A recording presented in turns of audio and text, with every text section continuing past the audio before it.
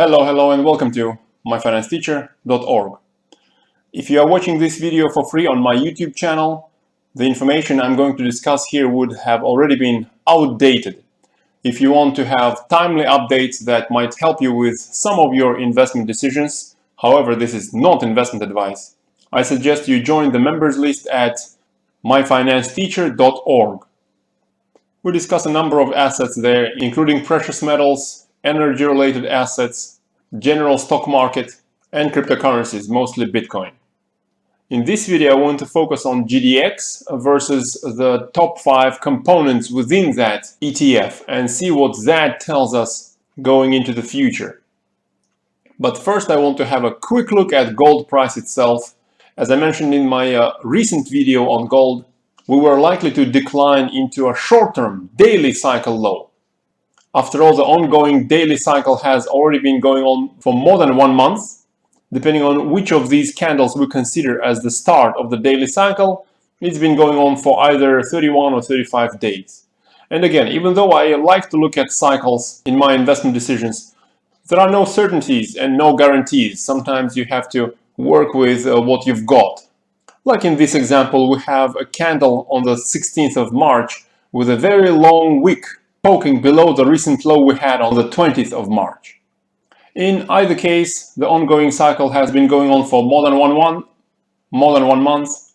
These usually last for 1.5 to 2 months. So we're now declining.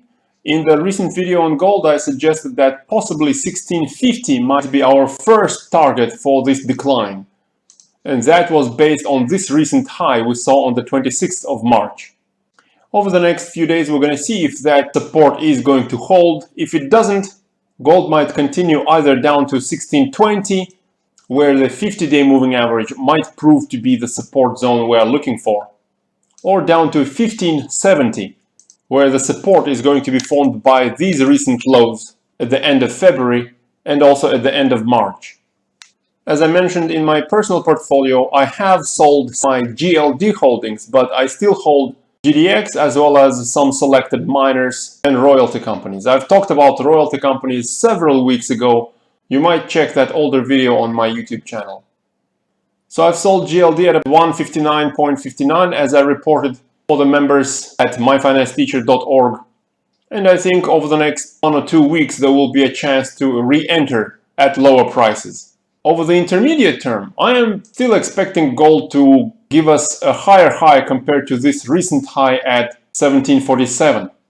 As I also mentioned in my recent video, in the next daily cycle, we might actually reach close to 1800 on gold, since the ongoing intermediate cycle has only been going on for over a month.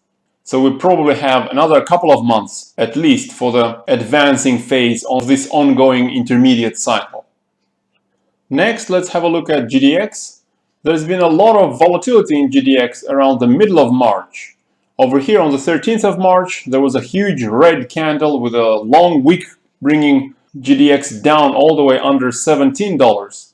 And at that time, actually, the value of GDX was below the value of its holdings or the mining companies that GDX is holding. Of course, such a situation cannot continue for long, so the very next day we see a huge green candle and another one after that.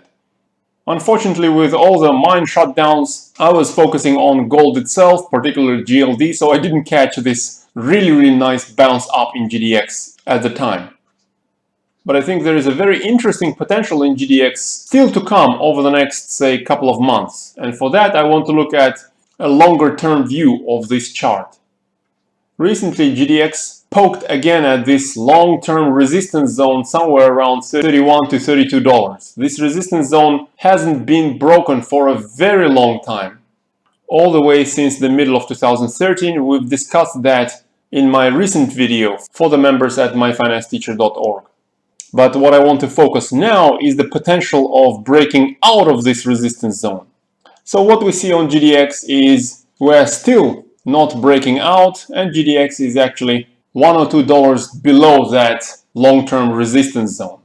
However, what I want to do is have a look at, say, top 5 holdings of GDX and compare the price action. I think there is something interesting to learn from that. And we are starting with Newmont which a while ago bought Gold Corp, so that's Newmont Gold Corp. And if you look at this peak in 2016, that was the start of the bull run in gold. Newmont actually has already broken above that peak quite considerably. Newmont is already more than 28% above that peak. Next, let's have a look at Barrick Gold. By the way, we have a recent video on Barrick Gold on the website looking at the valuation of Barrick Gold's assets in the ground, and we noticed that the potential there was quite nice. I suggest you check out that video when you have a chance. Just scroll down a little bit on the homepage at myfinancesteacher.org. We see that Barrick has also broken above that resistance zone and that significant high in the middle of 2016. Barrick is currently around 5% above that resistance zone. Third largest holding for GDX is Franco-Nevada. That's mostly a royalty company, which I'm holding, by the way, in my personal portfolio. As I said, I've talked about royalties a few weeks ago. And Franco-Nevada is 53% above the 2016 high, and there was actually a break of that high in 2017 as well. And Franco-Nevada is also 46% higher than its 2017 peak. Fourth largest holding for GDX is Wheaton Precious Metals, WPM, and WPM is now nearly 10% above its 2016 peak. And lastly, the fifth largest holding for GDX is Kirkland Lake, and well, we don't even see that 2016 resistance on this chart. It's so minute. Kirkland Lake has done amazingly well in the recent few years. And within the ongoing intermediate cycle, I guess there might be a chance for Kirkland Lake to close this gap between 45.5 and 46.8. So basically looking at these top 5 holdings of GDX, we see that all of them have already broken their long-term resistance starting a while back, but at least looking back into middle of 2016, where the gold bull seems to have started. And if you look at the percentages, these top 5 holdings make up more than 47% of GDX holdings. So nearly half of GDX assets have already broken the long-standing resistance, and I think it's only a matter of time before GDX does that as well. So exciting times, I think, are ahead of us.